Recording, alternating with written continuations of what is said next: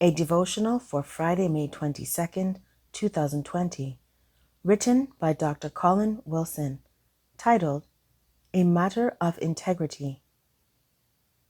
Scottish evangelist and devotional writer Oswald Chambers left us with these words: My worth to God in public is what I am in private. Listen to that again. My worth to God in public is what I am in private. Who are you in private? Definitely something worth thinking about. Gehazi was around Elisha long enough to have known better. After all, being a servant to one of Israel's greatest prophets should have counted for something. Yet after the high of being there when the Shunammite woman's son was brought back to life, Gehazi would now hit the lowest of lows. According to the narrative, through instructions provided by Elisha, God had just healed Naaman, the army captain of the king of Syria, from leprosy. 2 Kings 5, verse 1 to 14. Naaman, being grateful, stood before the prophet and said, I know at last that there is no God in all the world except in Israel. Now please accept my gifts. But Elisha replied, I swear by Jehovah my God that I will not accept them.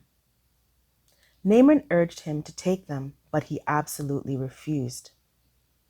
Elisha refused to take a gift for something that was God's doing.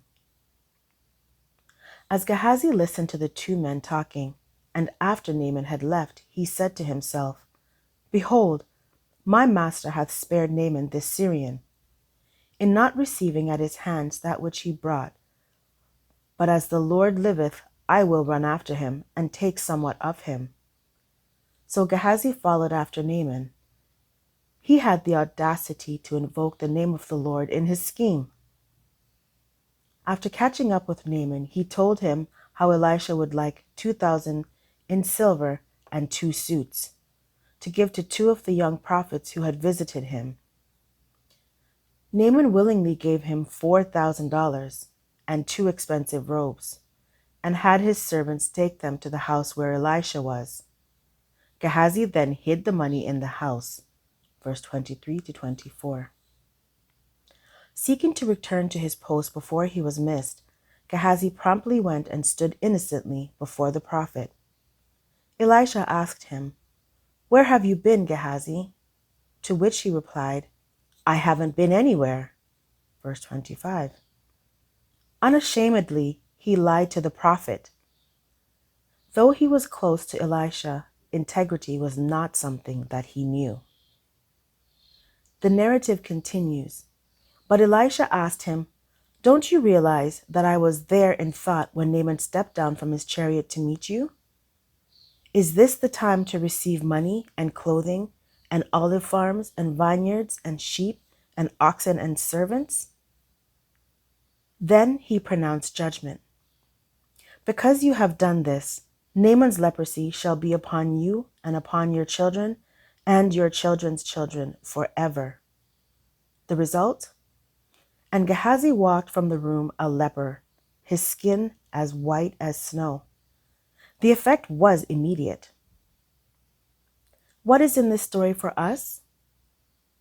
When Elisha refused to accept Naaman's gift, he intended for him to realize that true servants of God did his bidding without an afterthought of personal gain. Elisha did not see the gift offered as a blessing to be received, but rather the healing was a moment for God to be glorified in Naaman's life. By going after Naaman for the gifts, Gehazi had misrepresented what God and Elisha were all about, and he was being punished severely for it. We must never seek to enrich ourselves from what God is doing through us. It is His power at work.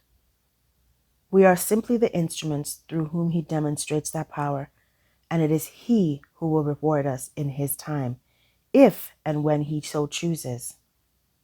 Gehazi found that out the hard way. We can learn a lesson or two from him.